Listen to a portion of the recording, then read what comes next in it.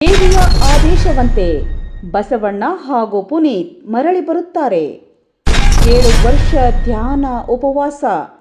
ಈಗ ಅಚ್ಚರಿ ಹೇಳಿಕೆ ನೀಡಿದ ಚಂದ್ರಶೇಖರ್. ಸಮಾಧಿಗೆ ಹೋಗಿ ಜೀವಂತ ಮಾಡುತ್ತೇನೆ ಎಂದ ವ್ಯಕ್ತಿ ಕನಸಿನಲ್ಲಿ ಬಂದ ದೇವಿಯ ಸಂದೇಶ. ಬಸವಣ್ಣ ಪುನೀತ್ ಮರಳಿ ಬರುತ್ತಾರಾ? ತಾಳಿಕೋಟೆಯಲ್ಲಿ ಸಂಚಲನ. ದೇವರ ಕೃಪೆಯಿಂದ ಪುನರ್ಜನ್ಮ ಎನ್ನುವ ಹೇಳಿಕೆ ಜನರಲ್ಲಿ ಕುತೂಹಲ ಹುಟ್ಟಿಸಿದ ಮಂಕನಾಳ್ ಗ್ರಾಮದ ವ್ಯಕ್ತಿಯ ಹೇಳಿಕೆ. ಶ್ರೀ ಗುರು ನಿರೂಪಾನೇಶ್ವರ ಪಾದಕ ಹಣೆ ಮಣದು ಶ್ರೀ ಕಾಳಕಾದೇವಿ ಆಶೀರ್ವಾದದಿಂದ ಮತ್ತು ಯಲಗೂರು ಹನುಮಂತ ದೇವರ ಆಶೀರ್ವಾದದಿಂದ ಪುನೀತ್ ರಾಜ್ಕುಮಾರ್ ಅವರನ್ನು ಮರಳಿ ಸಮಾಧಿಯಿಂದ ರಕ್ಷಿಸುತ್ತೇನೆ.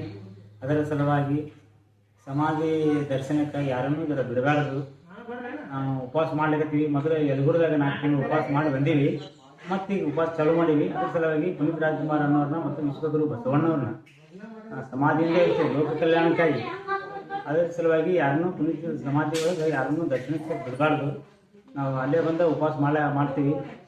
ಎಲ್ಲ ಅಭಿಮಾನಿಗಳು ಎಲ್ಲ ಜನರು ನಮ್ಗೆ ಆಶೀರ್ವಾದ ಮಾಡಬೇಕು. ಗುರುವಿನ ಆಶೀರ್ವಾದನೂ ಅನುಷ್ಠಾನ ಮಾಡ್ಲಿಕ್ಕೆ ಆಗ್ಯದ.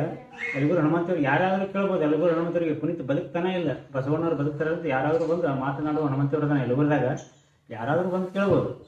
ಪುನೀತ್ ರಾಜ್ಕುಮಾರ್ ಬದುಕ್ತಾನೆ ಇಲ್ಲ ಅಂತಲೂ ಕೇಳ್ಬೋದು.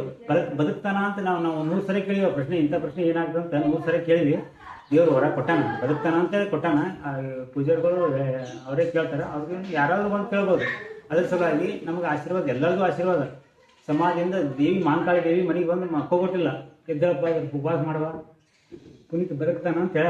ಅದ್ರ ಸಲುವಾಗಿ ನಾವು ಇದನ್ನು ಈ ಕಾರ್ಯಕ್ರಮನ ನಾವು ಇಟ್ಕೊಂಡಿವಿ. ಎಲ್ಲ ಅಭಿಮಾನಿಗಳ ಆಶೀರ್ವಾದ ಬೇಕಾಗುತ್ತೆ, ಎಲ್ಲರದ್ದು ಬೇಕು. ಅದ್ರ ಸಲುವಾಗಿ ನಾವು ಮಾಡ್ಲಿಕ್ಕತ್ತೀವಿ. ಎಲ್ಲರೂ ನಮ್ಗೆ ಯಾವುದೇ ಥರದಿಂದ ತೊಂದರೆ ಬರಬಾರ್ದು, ಯಾರೂ ತೊಂದರೆ ಕೊಡಬಾರ್ದು. ಏನಾದರೂ ಕೇಳೋದು ಯಲಗೂರು ಹನುಮಂತವ್ರಿಗೆ ಬಂದು ಕೇಳೋದು, ಬದುಕ್ತಾನ ಇಲ್ಲ ಅಂತ ಕೇಳ್ಬೋದು. ಅದರ ಸಲುವಾಗಿ ಇದನ್ನು ನಾವು ವಿಡಿಯೋ ಮಾಡಿ ಬಿಡು ಅಂತೇಳಿ ನಾವು ಬೇಡ್ಕೊಳಕತ್ತೀವಿ ಎಲ್ಲರಿಗೂ. ನಮಸ್ತೆ. ಜೈ ಹಿಂದ್, ಜೈ ಕರ್ನಾಟಕ, ಜೈ ಸಂಭವ.